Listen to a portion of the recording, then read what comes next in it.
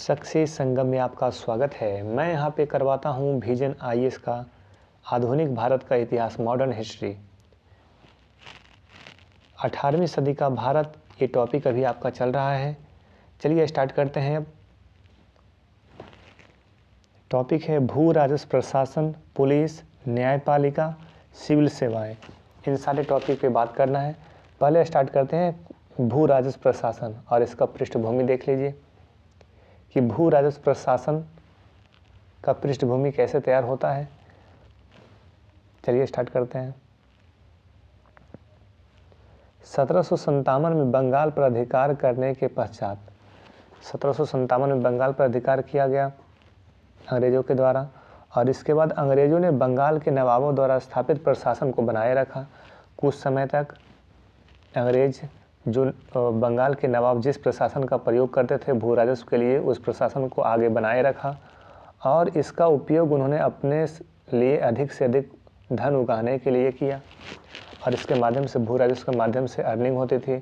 परंतु कंपनी के कर्मचारियों की लोलुपता और भ्रष्टाचार और प्रशासन में उनके लगातार हस्तक्षेप के कारण प्रशासन बिल्कुल अव्यवस्थित हो गया।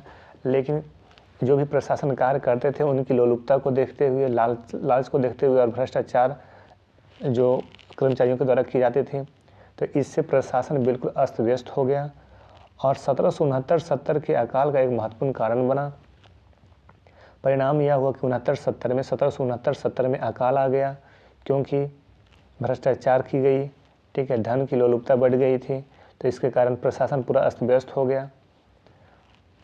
तो इसके कारण इसमें बंगाल की 1/3 जनता अकाल के ग्रास में चली गई, यानी कि अकाल का कारण बना जिसमें बंगाल की जनता मरमाहत हुई। अतः 1772 से फार्मिंग पद्धति नामक एक नई व्यवस्था लागू की गई। 1769-70 में अकाल आया और 1772 में फार्मिंग पद्धति लाया गया और इस फार्मिंग पद्धति के माध्यम से देखिए आगे क्या होता है। इस व्यवस्था के तहत सरकार ठेके पर भू राजस्व का जिम्मा किसी व्यक्ति को सौंप देते थे। इस व्यवस्था के तहत क्या करते थे, सरकार भू राजस्व को वसूलने के लिए किसी एक व्यक्ति को चुनती थी और उसी को जिम्मा दे देती थी कि तुम मुझे वसूल करके दो। जो ठेकेदार सबसे ज़्यादा बोली लगाता था उसे एक जिले या प्रखंड के कुछ समय के लिए राजस्व वसूलने का अधिकार दे दिया जाता था। ये ठेकेदार, उस समय उन्हें किसान कहा जाता था, अपने ठेके की अवधि में अधिक से अधिक लगान वसूलने की कोशिश करते थे। कोई भी करेगा, यदि वसूलने के लिए जो ठेका दिया जाता था तो इसमें अधिक से अधिक वसूली करते थे। इस बात से उन्हें कोई सरोकार नहीं था, कोई मतलब नहीं था कि लोग इससे और निर्धन हो जाएंगे। जितना शोषण करना था लोग वसूल करके करते थे और अगले वर्ष इसका प्रभाव उत्पादन पर पड़ेगा। ये सब मामले में कोई भी सरोकार, उनका कोई मतलब नहीं था, केवल उन्हें वसूली चाहिए थी। उनका एकमात्र उद्देश्य लाभ कमाना ही था। इस व्यवस्था के कारण शोषण और अत्याचार बढ़ गया। अंततः इस व्यवस्था की परिणति भ्रष्टाचार में हुई और फिर भ्रष्टाचार दिखाई पड़ा। इस व्यवस्था में भी, फार्मिंग पद्धति में भी भ्रष्टाचार दिखाई पड़ी, ठीक है। लॉर्ड कॉर्नवालिस को प्रशासन को भ्रष्टाचार से मुक्त करने और पुनर्संगठित करने के लिए 1768 में भारत भेजा गया। ये जो ठेकेदार को दिया जाता था ठेका वसूलने के लिए, तो वसूली में भी भ्रष्टाचार की रीति अपनाई गई। वसूलता था ज़्यादा, देता था सरकार को कम।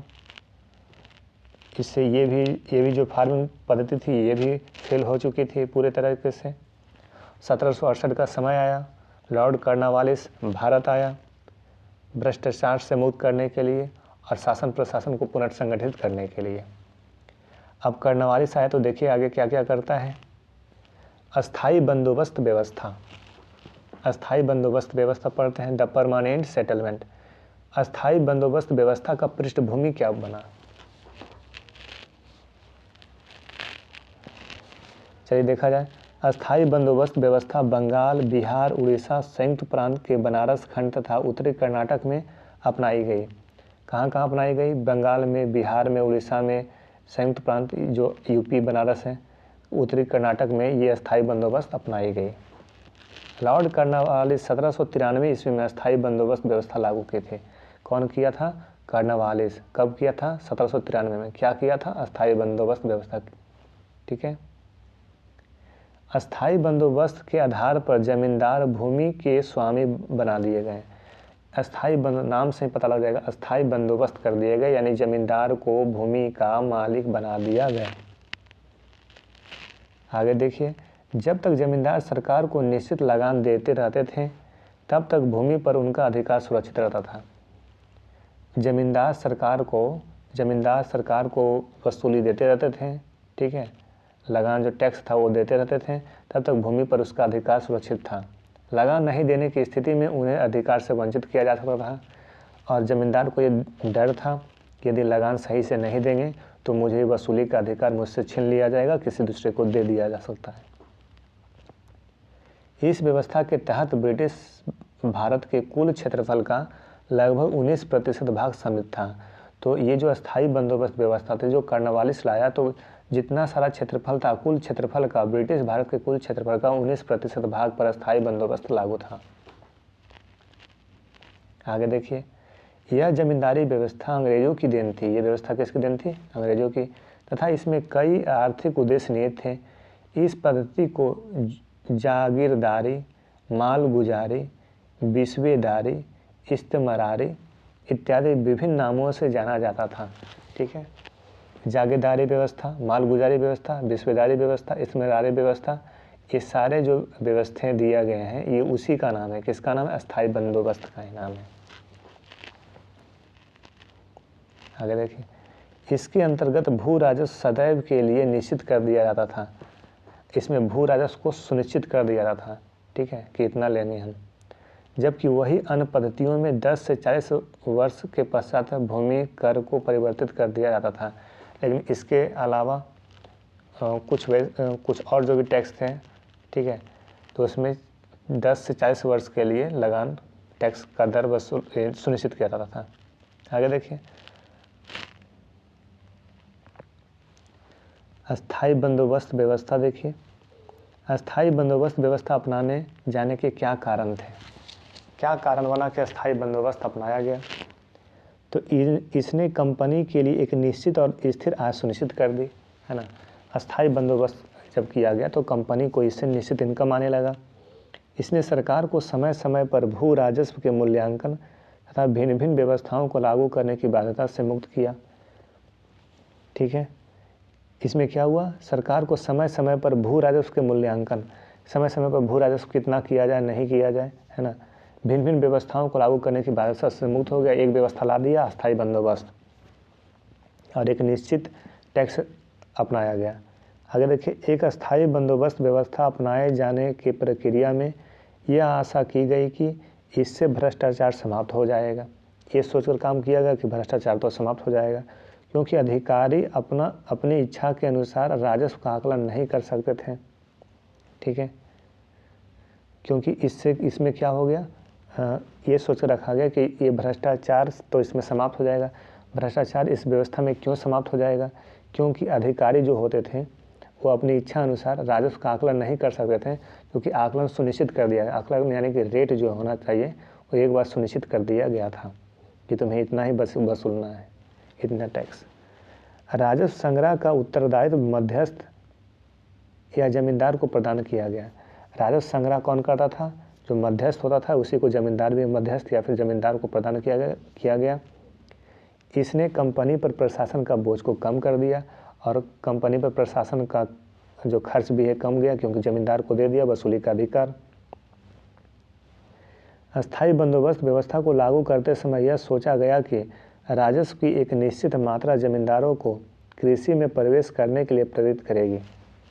फिर से देख लीजिए, अस्थाई बंदोबस्त जिस समय लागू किया जा रहा था उस समय क्या सोचा गया, दिमाग में क्या बात चल रहा था कि राजस्व की एक निश्चित मात्रा जमींदारों को कृषि में निवेश करने के लिए प्रेरित करेगी।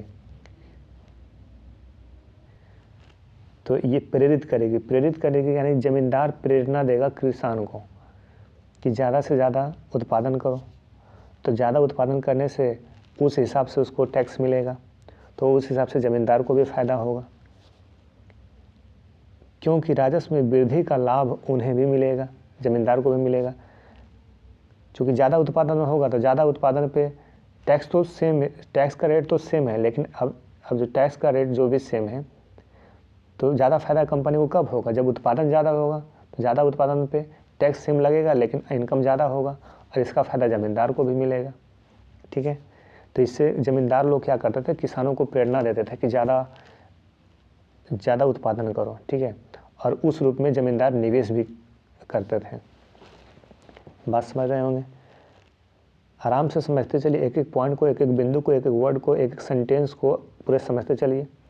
ये नोट्स का जो PDF है इसको मैं आप टेलीग्राम चैनल में जुड़ जाइए, वहाँ पर भी आपको अवेलेबल करवा देंगे। कार्नवालिस ने सोचा था कि इस व्यवस्था में कृषि के विकास से व्यापार और वाणिज्य में भी वृद्धि होगा। कार्नवालिस के दिमाग में एक बात और था कि इस व्यवस्था यदि व्यवस्था लागू कर दिया जाता है अच्छे से तो कृषि का विकास भी हो जाएगा, इससे उसका व्यापार भी होगा, वाणिज्य में भी वृद्धि होगी तथा समय समय पर कर में वृद्धि से सरकार अपने राजस्व में वृद्धि कर सकती है। समय समय पर कर में वृद्धि से सरकार क्या करेगी? अपने राजस्व में वृद्धि कर सकती है। हालांकि ऐसा नहीं हुआ। ठीक है, ये दिमाग में बना लिया था कार्नवालिस, अगर ये सफल होता तो फिर बाद में टैक्स में वृद्धि करेंगे, लेकिन ये भी असफल रहा। आगे देखिए अगला पॉइंट, एक ऐसे वफादार समूह का निर्माण किया गया जिसके हित भारत में ब्रिटिश शासन को जारी रखने में निहित थे। एक ऐसे वफादार समूह का निर्माण किया गया जिसके हित भारत के ब्रिटिश शासन को जारी रखने में निहित थे। एक समूह बनाया गया, वफादार समूह का निर्माण किया गया। ठीक है, जो ब्रिटिश शासन को जारी रखने में निहित थे, यानी कि जिसकी जिज्ञासा कहाँ थी? तो जिज्ञासा थी ब्रिटिश शासन को अस्थायित्व बनाने में। एक इस प्रकार का समूह बनाया गया, यही बताया गया। और ये जो समूह है ये इस व्यवस्था को देखभाल करते थे। आइए इसकी विशेषताएं देखते हैं। किसकी विशेषताएं? अस्थाई बंदोबस्त की विशेषताएं हम लोग देख रहे हैं। अब तक हम लोग अस्थाई बंदोबस्त पर बात कर रहे हैं। चलिए विशेषता नंबर 1, सभी खेतीहर इलाके विभिन्न जमींदारियों में बांट दिए गए। जो खेतीहर जो जिसमें खेती की जाती थी उन सारे इलाके को जमींदारियों में बांट दिए गए। जमींदारी मतलब इतना ज़मीन का जमींदारी ये करेगा, इतना ज़मीन का जमींदारी ये करेगा, मतलब एक क्षेत्र निश्चित किया गया। जमींदारों की भूमि का अस्थाई मालिक बना दिया गया। जमींदारों को एक अस्थाई मालिक बना दिया गया भूमि का। जमींदारों को एक निर्धारित कर की अदायगी करनी होती थी, एक निश्चित कर देना पड़ता था जमींदारों को। तब तक वह अपना कार्य कुशलता से संपन्न करता रहता था, तब तक वह अपनी ज़मींदारी का मालिक होता था। जितना अच्छे से काम करते रहेंगे तो काम आपके पास ही रहेगा, काम सही से नहीं कीजिएगा तो आपका जो ज़मींदारी का अधिकार है सरकार आपसे छीन लेगी। तो ये कार्य कुशलता से काम करते थे ज़मींदार लोग। वह इसे बेच भी सकता था। अच्छा, ज़मींदार के पास एक अधिकार है, आपको नहीं काम करने का मन है तो किसी दूसरे को आप सेल कर दीजिए। गिरवी भी रख सकता था, है ना, इससे हस्तांतरित दूसरे को भी दे सकता था, फिर बाद में ले सकता था। भूमि पर उसका अधिकार पैतृक और हस्तांतरणीय था। वो जो भूमि है उस पर अधिकार इसका पैतृक बन चुका था और हस्तांतरणीय इसको आप चेंज यानी कि दे भी सकता था। ठीक है, लेकिन ऐसा कब कर सकता था?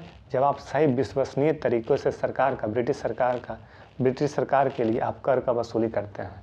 उसे जितना चाहिए आप दे रहे हैं, उसे जो भी वो निर्धारित किया है ब्रिटिश सरकार उससे आप दे रहे हैं, तो आप अस्थायित्व बने रहिएगा। आपके पास पैतृक अधिकार है, आपके पास हस्तांतरणीय अधिकार है, आपके पास गिरवी रख सकते हैं, इससे आप बेच सकते हैं। कुल मिलाकर आप मालिक की तरह इस ज़मीन पर आप अपना हक जमा सकते हैं। ठीक है, लेकिन कंडीशन एक ही था कि ब्रिटिश सरकार को सही से आप रेवेन्यू देते रहें। चलिए आगे 2 नंबर, विशेषता नंबर 2 देखिए। यदि कोई ज़मींदार निश्चित तारीख तक भू राजस्व की निर्धारित राशि जमा नहीं करता था तो उससे उसकी ज़मींदारी नीलाम कर दी जाती थी। ये क्या हो गया? देखिए, ज़मींदारी को नीलाम कर दी जाती थी ब्रिटिश सरकार के द्वारा।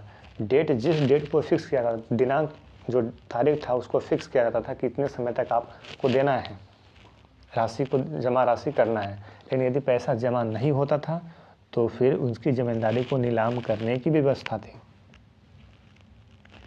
3 नंबर देखिए, विशेषता नंबर 3, किसानों को काश्तकारों के समान निम्न दर्जा दिया गया था उनसे भूमि संबंधी और अन्य परंपरागत अधिकारों को भी छीन लिया गया।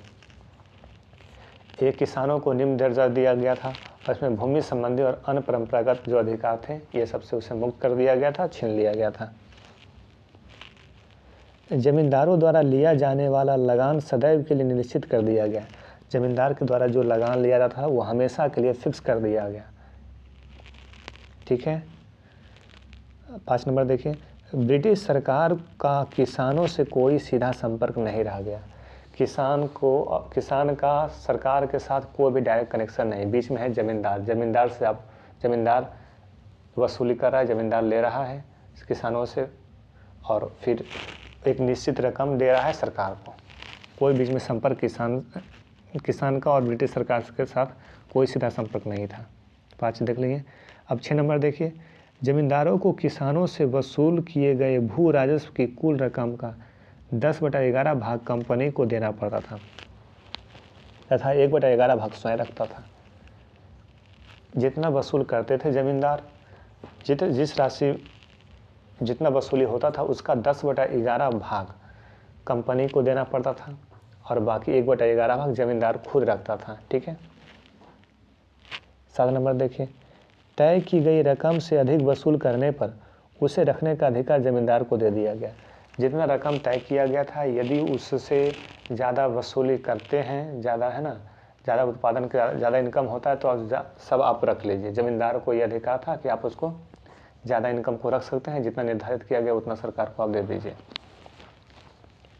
हालांकि कर्नवालिस ने यह व्यवस्था भी की थी कि जमींदार किसान से लिखित समझौता पट्टा करेंगे और इसमें किसानों द्वारा दिए जाने वाले राजस्व का विवरण होगा। हाँ, किसान कितना दिया है ये नॉलेज में होना चाहिए, कुछ विवरण तैयार होना चाहिए। ये भी सरकार को पता रहेगी कि जमींदार के पास कितना अधिक बचा है। ठीक है, कर्नवालिस का विश्वास था कि इससे किसानों पर होने वाले शोषण में कमी आएगी। कर्नवालिस क्या सोच रहा था कि किसान पर इससे शोषण कम जाएगा जब एक विवरण तैयार रहेगा कि किसान कितना दिया, जमींदार कितना लिया और वह जमींदार सरकार को यानी कंपनी को कितना पैसा दिया है। ठीक है, तो इससे क्या होगा, किसान का शोषण कम होगी। व्यवहारिक तौर पर वस्तुतः किसी किसान को पट्टा नहीं दिया गया और किसान पूर्वज जमींदार की दया पर आश्रित थे। लेकिन क्या यहाँ बताया गया, व्यवहारिक तौर पर ये सारा नियम था, है ना, कि एक विवरण तैयार करना, ज़्यादा उत्पादन होगा तो 1/11 खुद रखेगा, 10/11 कंपनी को देना। ये सारा नियम जो बना था ये व्यवहारिक तौर पर उतने सही तरीके से खरे नहीं उतर पाए। यही बोल रहा है, व्यवहारिक तौर पर वस्तुतः किसी किसान को पट्टा नहीं दिया गया और किसान पूर्वतः जमींदार की दया पर आश्रित थे कि जमींदार अब जो करेगा सो करेगा। ये व्यवहारिक सत्यता थी इसकी, इस पद्धति की। आगे देखिए, तो आप देख लीजिए जमींदार, इसकी विशेषता, स्थायी बंदोबस्त की व्यवस्था की विशेषता।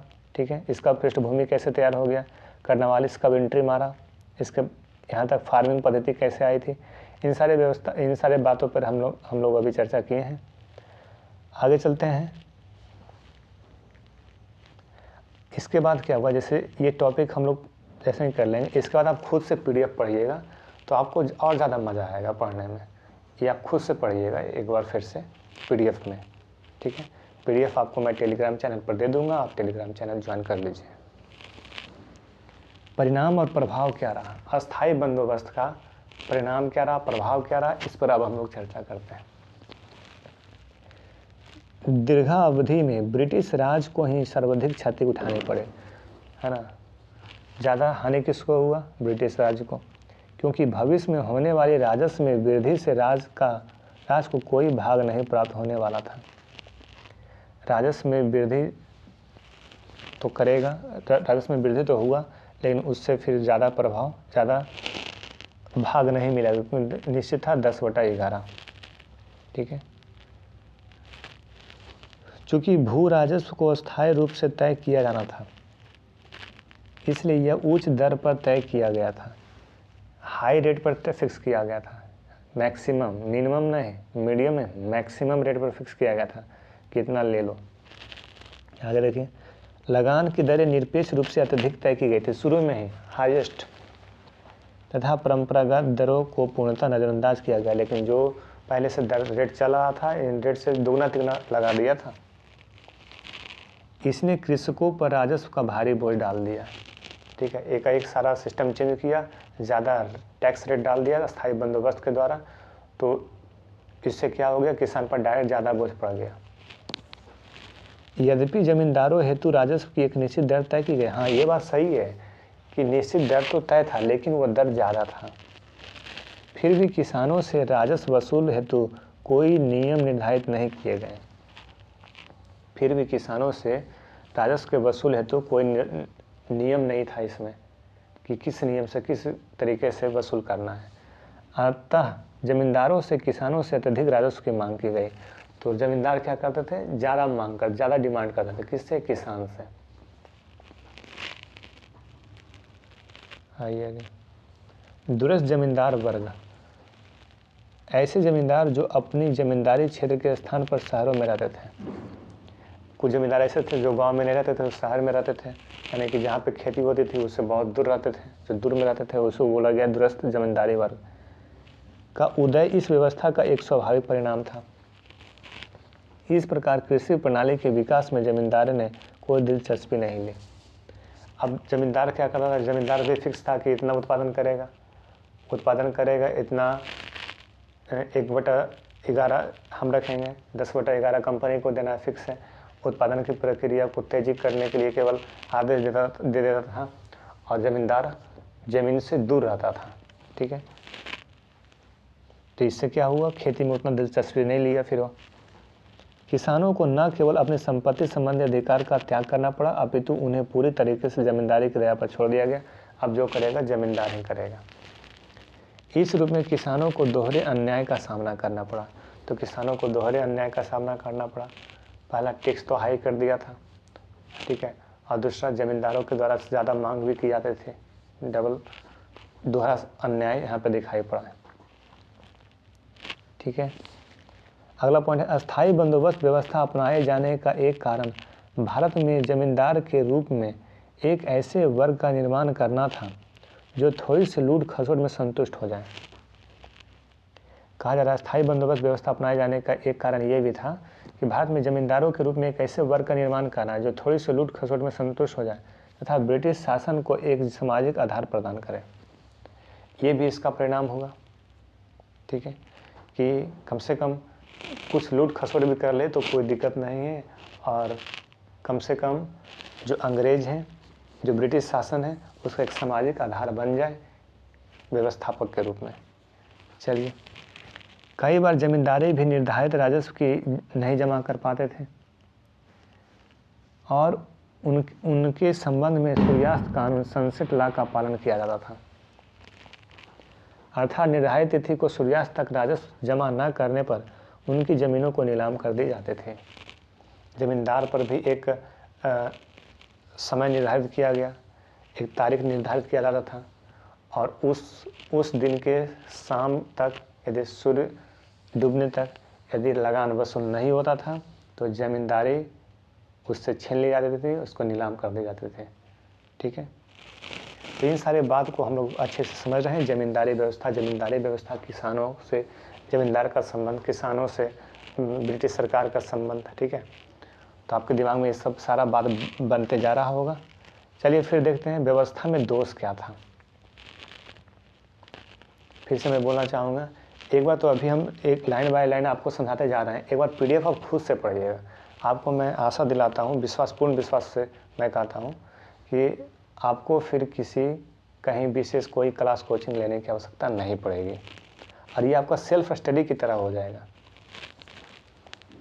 व्यवस्था में दोष देखिए, इस व्यवस्था की आलोचना में होम्स ने कहा कि अस्थायी व्यवस्था एक भयानक भूल थी। इस व्यवस्था की आलोचना किया, कौन किया आलोचना? होम्स किया। होम्स क्या किया? होम्स ने क्या कहा? तो अस्थायी व्यवस्था एक भयानक भूल थी। अस्थायी व्यवस्था एक भयानक भूल थी। यहाँ के कृषकों ने इससे कुछ भी लाभ नहीं उठाया। जमींदार अपने लगान को तय समय में जमा करने में असमर्थ रहे। जमींदारी अपने लगान को तय समय में जमा करने में असमर्थ रहे, और साथ ही उनकी भूमि को सरकार के लाभ के लिए बेच दिया गया। ठीक है, मतलब यहाँ पर कहा जा रहा है कि हर एक स्तर पर ये व्यवस्था जो थी डिसमिस्ड हो चुकी थी, पूरा तरीके से अव्यवहारिक सिद्ध हो गया ये, क्योंकि एक भूल थी। किस प्रकार से? तो कृषकों ने इससे कुछ भी लाभ नहीं उठाया, किसानों को तो कुछ मिला ही नहीं। नंबर 1, जमींदार अपने लगान को तय सीमा में जमा करने में असमर्थ है। अब जमींदार भी जो समय निश्चित किया गया था उस समय में जाके लगान वसूल नहीं कर पाते थे, तो इससे क्या हो गया, उस जमींदारी की ज़मीनें छीन कर दूसरे को दे दी जाती थी। तो यानी कि कृषक पर भी ये सही प्रभाव नहीं पड़ा, ज़मींदारों पर भी ये सही प्रभाव नहीं पड़ा इसका। तो ये व्यवस्था की दोष थी। तो ये ऐसा किसने कहा? होम्स ने कहा। ठीक है, फिर से दिमाग में रखिएगा, होम्स ने क्या कहा? बोला यह व्यवस्था एक तरीके से भयानक भूल थी, क्योंकि कृषकों को भी इससे कुछ लाभ नहीं हुआ, ज़मींदारों को भी इससे कोई लाभ नहीं हुआ, यहाँ तक कि ज़मींदारों की भी ज़मीन को नीलाम कर दी गई सरकार के लाभ के लिए। आगे देखिए, इस व्यवस्था के लागू होने से सरकार का किसानों के साथ कोई प्रत्यक्ष संपर्क नहीं रहा। ये व्यवस्था जब लागू हुआ तो सरकार को किसानों के साथ कोई डायरेक्ट संबंध नहीं रहा, पहले भी बात हो चुकी है। परिणामतः क्या रिजल्टेंट हुआ? सरकार किसानों की वास्तविक स्थिति से परिचित न होने के कारण उनके प्रति उदासीन बनी रही। सरकार किसानों की वास्तविक स्थिति से परिचित नहीं हो पाए कि किसान किस समस्या में है। ठीक है, इससे उसका कोई मतलब नहीं हुआ के कारण उनके प्रति उदासीन बनी रही, न्यूट्रल बनी रही, जो होगा सो होने दो, ठीक है, हमें पैसा केवल चाहिए। ये भी व्यवस्था की बहुत बड़ी भूल रही है। आगे देखिए अगला पॉइंट, बाढ़ एवं अकाल के समय सरकार मालगुजारी वसूली में कोई भी छूट नहीं देती थी। बाढ़ हो गया, अकाल हो गया, ये सब समय में कोई छूट, विशेष प्रकार की छूट नहीं थी। जमींदार किसानों का आर्थिक शोषण करते रहते थे। जमींदार को केवल लगान पैसा चाहिए, क्योंकि जमींदार को भी देना पड़ता था, तो जमींदार लेगा तो देगा। इसलिए अकाल आ गया है, फिर बाढ़ आ गया, उससे क्या मतलब है? हमें पैसा चाहिए क्योंकि हमें देना है, लेंगे तब तो देंगे। ऐसी स्थिति बन रही थी।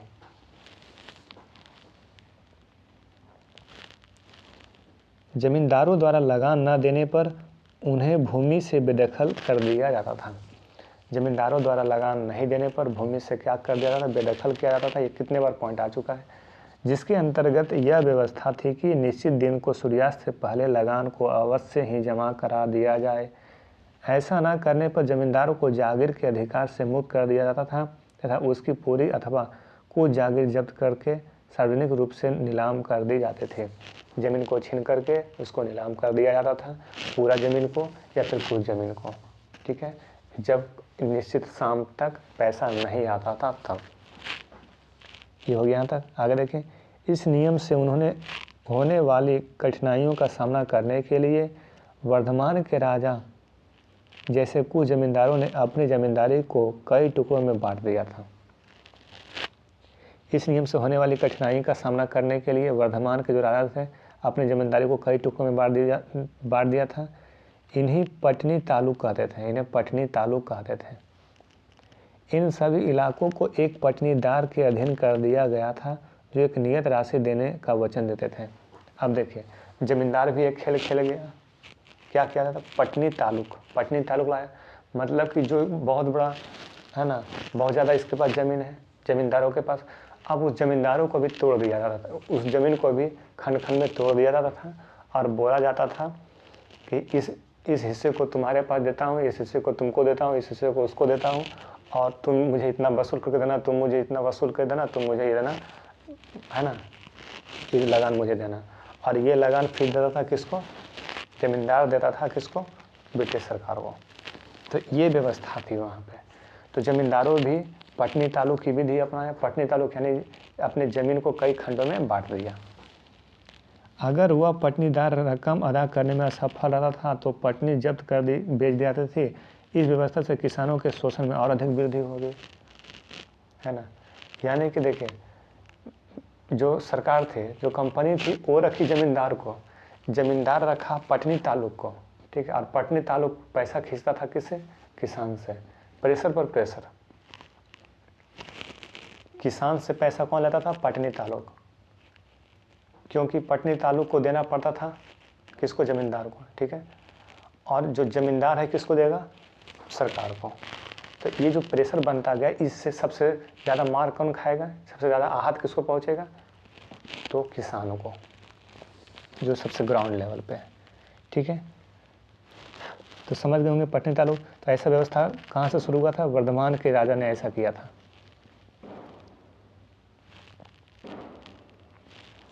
इस प्रकार लॉर्ड कॉर्नवालिस के अस्थायी बंदोबस्त में व्याप्त खामियों के आधार पर हम यह कह सकते हैं कि इससे कंपनी की आय में कमी हुई, भूमि की उर्वरता शक्ति की नष्ट होना एवं जमींदारों से अधिक शक्तिशाली होने में सहयोग मिला।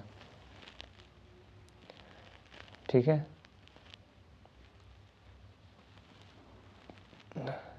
क्या बोला जा रहा है, ठीक है। तो कुल मिलाकर यहाँ पर क्या किया, कंपनी की आय में कमी हो गई, कम गई इसकी इनकम कंपनी की, और जो किसान, उसमें किसान तो मरमाहत हुआ ही, और भूमि की उर्वरता शक्ति भी उसमें नष्ट हुई थी, लेकिन ज़मींदार अधिक शक्तिशाली हुआ इसमें, ऐसा बताया जा रहा है निष्कर्ष में। ठीक है, आगे देखिए, अस्थायी बंदोबस्त के विश्लेषण के आयाम। ब्रिटिश शासन के दृष्टिकोण से, ब्रिटिश शासन के दृष्टिकोण से यदि अस्थायी बंदोबस्त को देखते हैं तो किस नज़रिए से देखते हैं, क्या क्या पॉइंट निकल रहा है, देखें। ब्रिटिश शासन के दृष्टिकोण से आप देखिए, इस व्यवस्था से कंपनी को प्रशासनिक कार्यों में सहायता मिली। ब्रिटिश शासन के दृष्टिकोण से अस्थायी बंदोबस्त का यदि विश्लेषण किया जाए तो कंपनी जो है वो प्रशासन कार्यों में उसको सहायता मिली। यद्यपि इससे कंपनी शासन का कोई विशेष आर्थिक लाभ नहीं हुआ। हाँ, ये बात है, पैसा में तो लाभ नहीं हुआ, लेकिन इससे प्रशासनिक कार्यों में कंपनी को सहायता मिली, क्योंकि जमींदार ही अपने भू राजस्व को देखना शुरू कर दिया था। यहाँ पे जो कार्यभार होता है ना, शिफ्ट किया गया है। इससे कंपनी भारत में जमींदार जैसे एक समर्थक वर्ग के रूप में एक सामाजिक आधार प्राप्त करने में कुछ हद तक सफल रहे। ये बोला जा रहा है, ब्रिटिश शासन के दृष्टिकोण से यदि देखा जाए तो प्रशासनिक कार्यों में सहायता मिली कंपनी को अस्थायी बंदोबस्त के माध्यम से। कंपनी को विशेष आर्थिक लाभ तो नहीं हुआ, लेकिन एक सामाजिक आधार, एक सामाजिक दायरा कुछ हद तक बना, किसका, कंपनी का, ब्रिटिश शासन का। ठीक है, अब इसी अस्थायी बंदोबस्त को देखते हैं किसके नज़रिए से, तो कृषकों की दृष्टि से, किसान के नज़रिए से। चलिए देखते हैं। इस व्यवस्था का कृषकों पर विनाशकारी प्रभाव पड़ा। इस व्यवस्था का कृषकों पर किसान तो बर्बाद ही हो गया। जमींदार किसानों का निर्ममता से शोषण करने लगा। अब ठीक है, तो किसान इसमें विनाश हुआ, किसानों का शोषण हुआ जमींदारों के द्वारा। किसानों से बेगार, भेंट और उपहार लिया जाने लगा। किसानों का ज़मीन से कोई अधिकार नहीं रहा, जमींदारों के पास अधिकार चला गया। किसान बोल रहा है कि मैं तो पूरा बर्बाद हो चुका था, क्योंकि ये व्यवस्था पूरा हम लोगों को अधिकार से मुक्त कर दिया। बेगार, भेंट, उपहार भी लिया जाता था और निर्ममता से शोषण किए जाते थे। तो ये किसान बता रहा है। ठीक है, आगे देखिए, स्वतंत्रता संघर्ष के प्रभाव के दृष्टिकोण से देखिए, दृष्टिकोण, केवल दृष्टिकोण चेंज हो रहा है।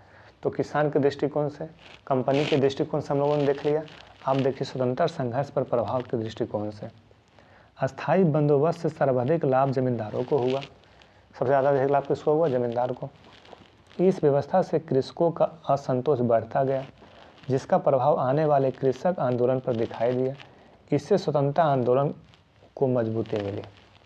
ठीक है, तो यही बताया जा रहा है कि जमींदार तो मजबूत हो ही गया था, क्योंकि ज़्यादा पैसा लाभ किसको मिला, जमींदार को। कंपनी को भी ज़्यादा लाभ, आर्थिक लाभ नहीं हुआ था, कंपनी का तो सामाजिक दायरा केवल बढ़ा था। ठीक है, तो ज़्यादा लाभ किसको मिला, जमींदार को। और कृषक को तो क्या हुआ, उसका तो शोषण हुआ। तो यही बोला रहा है कि जब किसानों का शोषण हुआ तो इस पर कृषक आंदोलन बना, यानी किसान लोग आंदोलन के लिए सोचे। ठीक है, तो कृषक आंदोलन उभर चुका था। कृषक आंदोलन की बात कहाँ से आई, जब किसान का शोषण हुआ। तो शोषण कहाँ हो रहा है, अस्थायी बंदोबस्त में। तो ये स्वतंत्रता आंदोलन को मजबूती मिली। ठीक है, किसानों का एकजुट होना।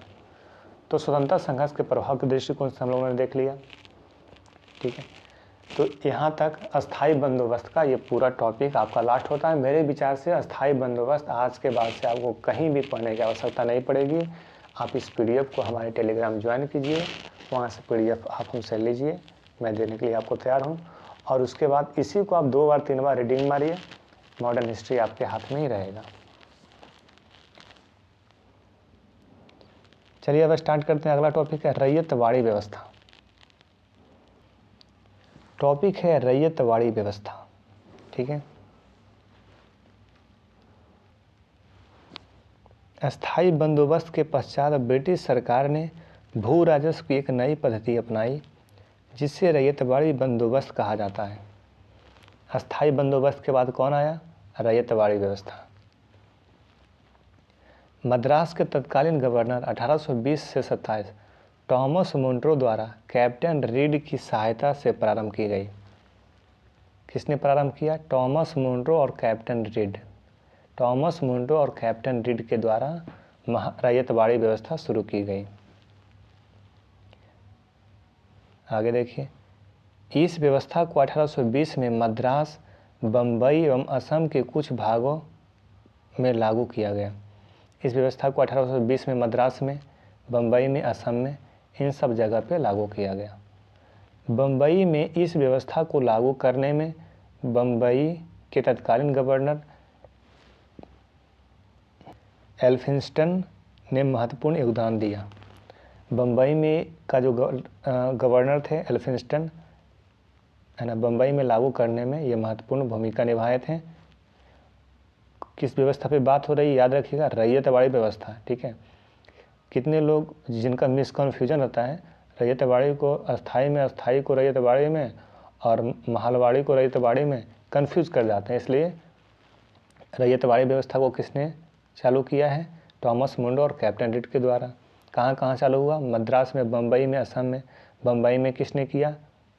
तो एल्फिंस्टन, वहाँ के जो गवर्नर थे। तो ये जो रैयतवाड़ी व्यवस्था है कब से शुरू हुआ है? 1820 से। रैयतवाड़ी जो व्यवस्था है किसके बाद आया था? तो अस्थाई बंदोबस्त के बाद आया था। अस्थाई बंदोबस्त विफल रहा? हाँ, विफल रहा। इसके पहले हम लोगों ने बात किया। चलिए अब आगे देखते हैं। रैयतवाड़ी व्यवस्था, इसे अपनाने के पीछे मुख्य कारण क्या था? देखिए, इसे अपनाने के पीछे मुख्य कारण क्या था? उपयोगितावादी विचारधारा, अधिकतम लोगों का अधिकतम सुख से प्रभावित इस विचारधारा की केंद्रीय मान्यता थी। ये जो रैयतवाड़ी व्यवस्था थी, इसके पीछे लॉजिक क्या था? तो अधिकतम लोगों का अधिकतम सुख, अधिकतम लोगों का अधिकतम सुख, इसी को बोलते हैं उपयोगितावादी विचारधारा। इस आधार पर रैयतवाड़ी व्यवस्था को लाया गया। भूमि के ऊपर उस वर्ग का स्वामित्व होना चाहिए जिसने उस भूमि में अपना श्रम लगाकर फसलों का उत्पादन किया है। ये इसका मुख्य उद्देश्य था कि मालिकाना हक किसके पास होना चाहिए? जो सबसे ज़्यादा मेहनत करता हो। यही कारण है कि अर्थशास्त्री रिकॉर्ड के सिद्धांत से प्रभावित होकर जमींदारों को गैर उत्पादक वर्ग मानते हुए किसानों को ही भूमि का मालिक स्वीकार किया गया। ठीक है, तो किसान को क्या स्वीकार किया गया? मालिक, यानी मालिकाना हक किसको दिया गया? किसानों को। किस विचारधारा पे निहित है? उपयोगितावाद विचारधारा पर। यह सिद्धांत किससे लिया गया है? तो रिकॉर्ड के सिद्धांत से लिया गया, रिकॉर्ड के सिद्धांत से। और ये जो रैयतवाड़ी व्यवस्था, जिस व्यवस्था पे बात हो रही है, उस व्यवस्था में जमींदार कहाँ है? तो गैर उत्पादक वर्ग है। तो जमींदार से छीन करके किसे दे दिया जा रहा है? तो किसे मालिक बनाया जा रहा है? किसान को मालिक बनाया जा रहा है। रैयतवाड़ी जो व्यवस्था है किसने लाया? तो टॉमस मुंट्रो ने लाया। और कौन थे? Captain read. कहाँ कहाँ लागू हुआ? मद्रास में, बम्बई में, असम में। कब आया? 1820 में। बम्बई में किसने लाया? एल्फिंस्टन ने। एल्फिंस्टन कौन था? बम्बई का गवर्नर था। रैयतवाड़ी व्यवस्था के पीछे मुख्य कारण क्या था? सिद्धांत क्या था? अधिकतम लोगों का अधिकतम सुख। ये किससे लिया गया था? रिकॉर्ड के सिद्धांत से। इसमें जमींदार को क्या माना गया? गैर उत्पादक वर्ग। मालिक किसको माना गया? किसान को। इन सारे पॉइंट को आप दिमाग में रखिएगा। चलिए आगे देखते हैं। अस्थाई बंदोबस्त व्यवस्था वाले क्षेत्रों में भू राजस्व को निश्चित कर दिया गया था। अस्थायी बंदोबस्त व्यवस्था वाले क्षेत्रों में भू राजस्व को निश्चित कर दिया गया था। इसके परिणाम स्वरूप उत्पादों के मूल्य तथा निर्यात में तो वृद्धि हुई, लेकिन सरकार की आय में वृद्धि नहीं हुआ। आपको तो पता है, पहले अस्थायी बंदोबस्त पढ़ के आए, अस्थायी बंदोबस्त में ब्रिटिश सरकार को ज़्यादा पैसा नहीं मिल रहा था, आमदनी ज़्यादा नहीं थी। अधिशेष बिचौलियों जमींदारों के कब्जा में रहा। ज़्यादा पैसा किसके पास चला गया? जमींदारों के पास, जो गैर उत्पादक वर्ग थे। नेक्स्ट पॉइंट देखिएगा, जमींदार दमनकारी थे। जमींदार दमन करते थे, शोषण करते थे, जिसके परिणाम स्वरूप अस्थायी बंदोबस्त क्षेत्रों में पराया अनेक कृषक विद्रोह हुए थे। अब जहाँ तहाँ किसानों लोग एकजुट होकर के गुस्सा निकालते थे, तो ये विद्रोह भी शुरू हो गया था। बिहार बंगाल में मुगल प्रशासन के समय से ही जमींदारों तथा सामंतों का अस्तित्व था। बिहार में हो गया, बंगाल में हो गया, और मुगल प्रशासन के समय से ही जमींदार तथा सामंतों का उस समय अस्तित्व था। लेकिन मद्रास, बॉम्बे, असम में बड़ी भू संपदा के स्वामी के रूप में जमींदारों और सामंतों का अस्तित्व नहीं था। अच्छा, ये जो व्यवस्था थी, देखिए क्या बोल रहा है, बिहार हो गया, बंगाल हो गया, यहाँ पे जो मुगल प्रशासन के समय में जमींदार तथा सामंतों का अस्तित्व था। उस समय जमींदारी व्यवस्था चल रही थी बिहार बंगाल में, ठीक है। लेकिन मद्रास, बॉम्बे और असम, ये सब में जमींदार और सामंत का अस्तित्व व्यवस्था ये सब नहीं थी। तो ये जो अस्थायी बंदोबस्त था, तो ये जमींदारी व्यवस्था थी ना, जमींदार इस पर शासन कर रहा था। तो ये सब जगह मद्रास, बॉम्बे और असम में, ये सब जो जगह है, यहाँ पे अस्थायी बंदोबस्त लागू नहीं हुआ। लेकिन रैयतवाड़ी जो व्यवस्था आई थी, ये मद्रास, बॉम्बे, असम में लागू किया गया। ठीक है, आगे देखिए। रैयतवाड़ी व्यवस्था में कर संग्रहण हेतु किसी मध्यस्थता की आवश्यकता नहीं थी। रैयतवाड़ी व्यवस्था में कर संग्रह के लिए किसी बीच में आने की किसी की आवश्यकता नहीं थी। जैसे में अस्थायी बंदोबस्त में बीच में कौन था? जमींदार था। मध्यस्थता कौन करता? जमींदार करता था। लेकिन इसमें मालिकाना हक किसे दिया गया? किसान को दिया गया था रैयतवाड़ी व्यवस्था में। तो बीच में मध्यस्थता की आवश्यकता नहीं किसी को थी, इसलिए किसान को कम कर देना पड़ता था। इसलिए किसान सोच समझ कर कम टैक्स दे देते हैं। इससे कृषकों की क्रय शक्ति में वृद्धि हुई। किसान तो इसमें वृद्धि हुआ क्रय शक्ति। तथा भारत में तैयार किए गए ब्रिटिश उत्पादों की मांग में भी वृद्धि हुई, और भारत में तैयार किए गए ब्रिटिश उत्पादों की मांग में भी वृद्धि हुई। ठीक है। औपनिवेशिक शासन द्वारा आरोपित सभी अस्थायी कर या राजस्व वसूली प्रबंधन सीधे किसान या रैयत, उदाहरण के लिए रोटोबरी गृहस्थियाँ के साथ संबंध किए गए। यह मॉडल अंग्रेज भू राजस्व प्रणाली पर आधारित था।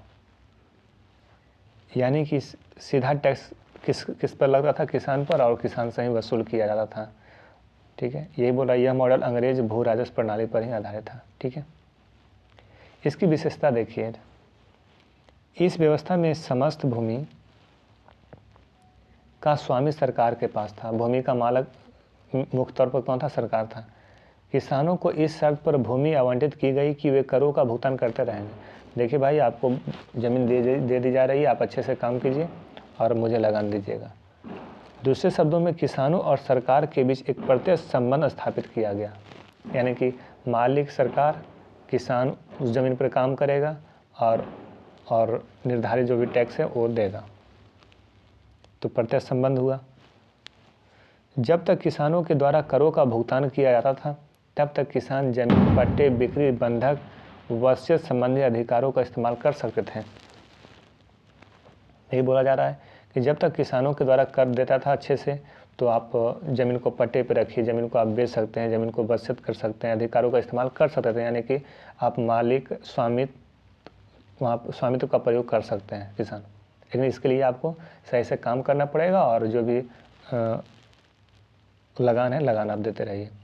दूसरे शब्दों में रैयतवाड़ी में भूमि धारकों को स्वामित्व अधिकार प्रदान किया गया। यानी भूमि धारक यानी किसान को स्वामित्व का अधिकार दिया गया। वो बेच सकता था, पट्टे पर दे सकता था। यदि वह करों का भुगतान नहीं करते थे तो उन्हें भूमि से बेदखल कर दिया जाता था। ठीक है। 4 देखिए, करों की दर केवल 30 साल की अवधि के लिए अस्थायी रूप से तय की गई थी। कर का जो दर है कितने साल के लिए? 30 साल के लिए अस्थायी रूप से तय की गई थी, और पुनः इनका संशोधन किया जाता था। 30 साल के बाद इसको संशोधित किया जाता था। ये भी ध्यान रखिए, 30 साल के लिए करों की दर निर्धारित की जाती थी, इतना कर लेंगे। 5 नंबर देखिए, सरकार ने इच्छा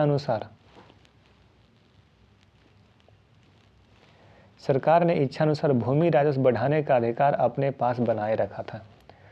सरकार की इच्छा क्या थी कि भूमि राजस्व बढ़ाने का अधिकार अपने पास बनाए रखा था। आगे देखिए, अकाल के दौरान लागू किए जाने वाले राजस्व राहत संबंधी प्रावधान शायद ही कभी वास्तविक परिस्थितियों में लागू होते थे।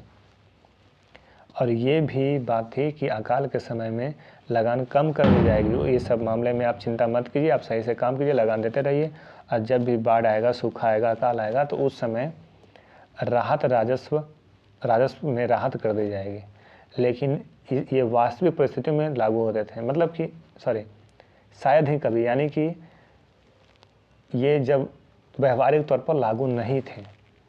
कहा तो दिया गया था कि आपको अकाल के समय जब भी आपातकालीन व्यवस्था आएगी तो उस समय आपको राजस्व में छूट दी जाएगी, ठीक है, लगान में छूट दी जाएगी। लेकिन यह सही से लागू नहीं हुआ था, अव्यवहारिक था। यह इस प्रणाली के अंतर्गत रैयतों से अलग अलग समझौते कर लिया जाता था तथा भू राजस्व का निर्धारण वास्तविक उपज की मात्रा पर ना करके भूमि के क्षेत्रफल के आधार पर किया जाता था। ये देखिए, इसकी अलग सी कमी है।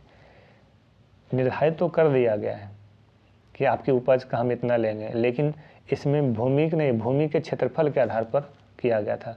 और जिसका भूमि बहुत ज़्यादा है लेकिन उत्पादन ज़्यादा नहीं हो रहा, तो वो कहाँ से देगा भाई।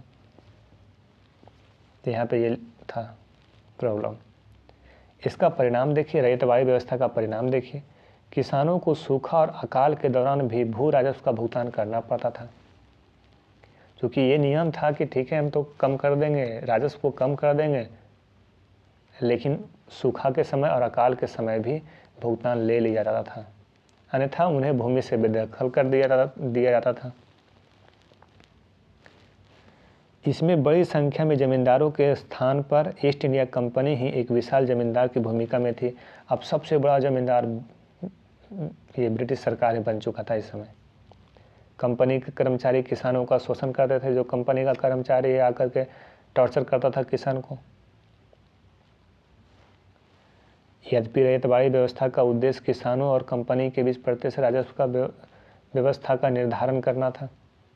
यद्यपि रैयतवाड़ी व्यवस्था का उद्देश्य क्या था, किसान और कंपनी के बीच प्रत्यक्ष राजस्व व्यवस्था का निर्धारण करना था, लेकिन कुछ वर्षों में भूमि स्वामित्व और बटाईदारों की संख्या में वृद्धि होती गई। इसका कारण यह था कि कपड़ा बुनकर बेरोजगार थे, इसलिए उन्होंने अन्य अमीर किसानों के अधीन बटाईदार किसानों के रूप में काम करना शुरू किया। कई जिलों में 2/3 भाग से अधिक खेतों पर पट्टे पर दे दिया जाता था।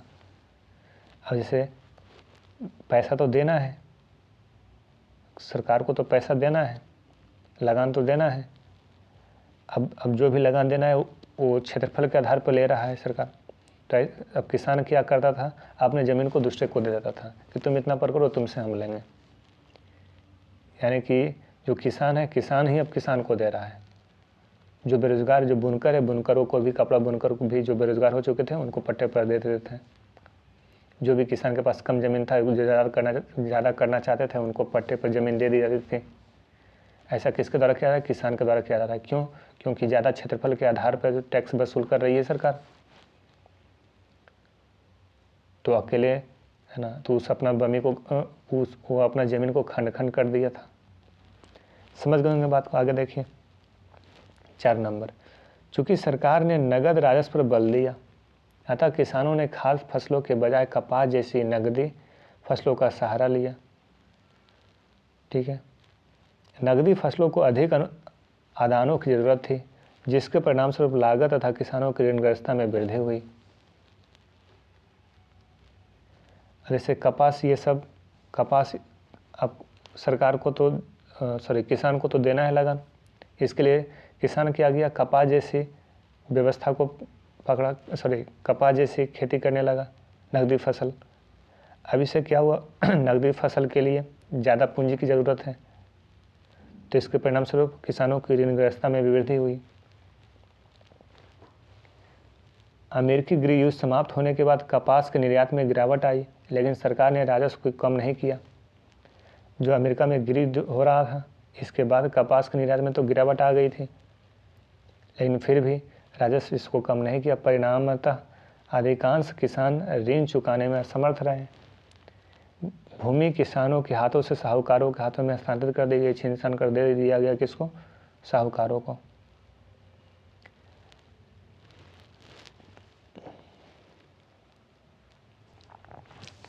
अगला है रैयतवाड़ी व्यवस्था के दोष देख लीजिए।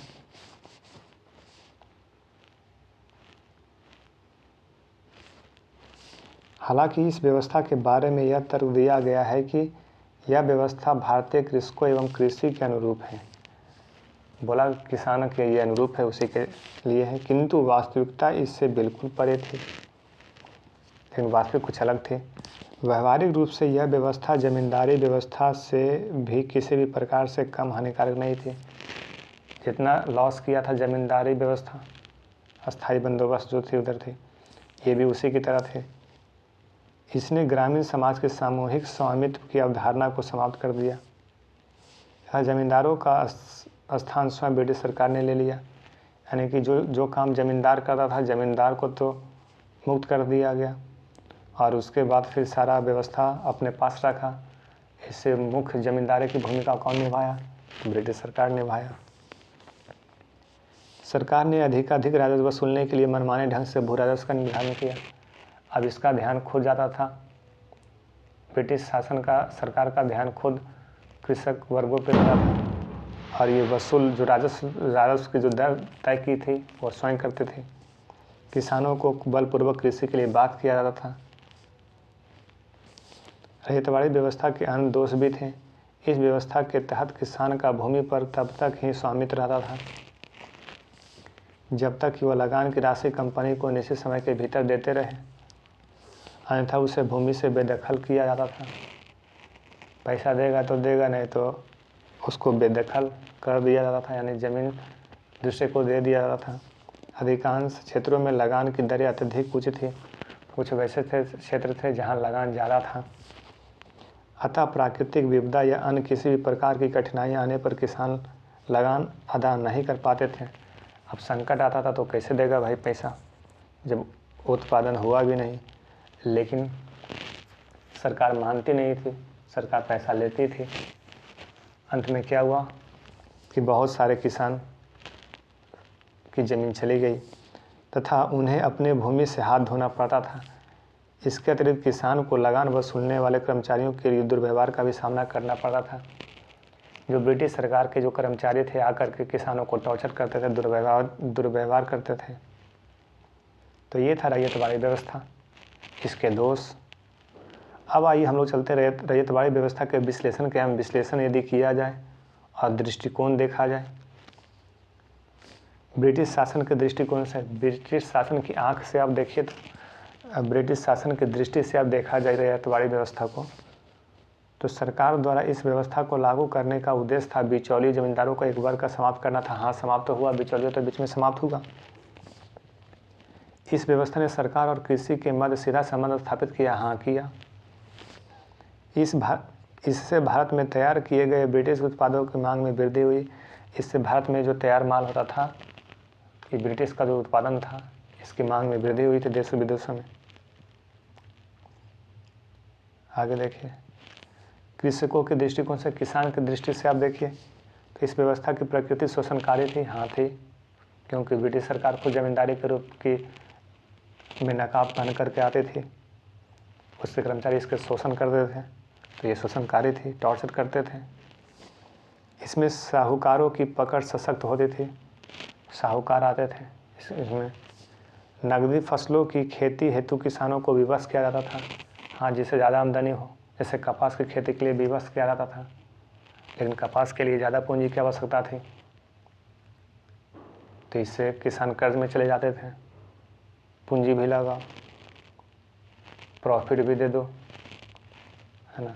तो ये आगे देखिए, स्वतंत्रता संघर्ष के प्रभाव की दृष्टि से देखिए, स्वतंत्रता संघर्ष की दृष्टि से आप देखिए तो इस व्यवस्था से कृषकों का असंतोष बढ़ता गया। कृषक जो थे असंतुष्ट होते गए, जिसका प्रभाव आने वाले कृषक आंदोलन पर दिखाई पड़ा। ये सब कारण बनता गया, कृषक आंदोलन हुए। इससे स्वतंत्रता आंदोलन को मजबूती मिली, यानी कि किसान असंतुष्ट होते गए, स्वतंत्रता की ओर बढ़ते गए, आंदोलन की ओर बढ़ते गए। अगला टॉपिक है महलवाड़ी व्यवस्था। महलवाड़ी व्यवस्था, इसकी पृष्ठभूमि पे बात करेंगे, फिर उसके बाद इसकी विशेषताएं पे बात करेंगे। ठीक है, फिर उसके बाद यहाँ पर इसका परिणाम के बाद फिर आपका व्यवस्था में दोष, ब्रिटिश के दृष्टिकोण, किसको के दृष्टिकोण, स्वतंत्रता, फिर पुलिस प्रशासन पर आ जाएगी बात। तो एक प्रकार से आपका यहाँ पे रैयतवाड़ी व्यवस्था कंप्लीट होता है। कल चलेंगे हम लोग महलवाड़ी व्यवस्था में, अगले वीडियो में मिलते हैं महलवाड़ी व्यवस्था को लेकर के। तब तक आप वीडियो को देखते रहिए, 2-3 बार वीडियो को सुनिए, PDF को पढ़िए। PDF प्राप्त करने के लिए हमारे टेलीग्राम को ज्वाइन कीजिए। Okay bye, thank you.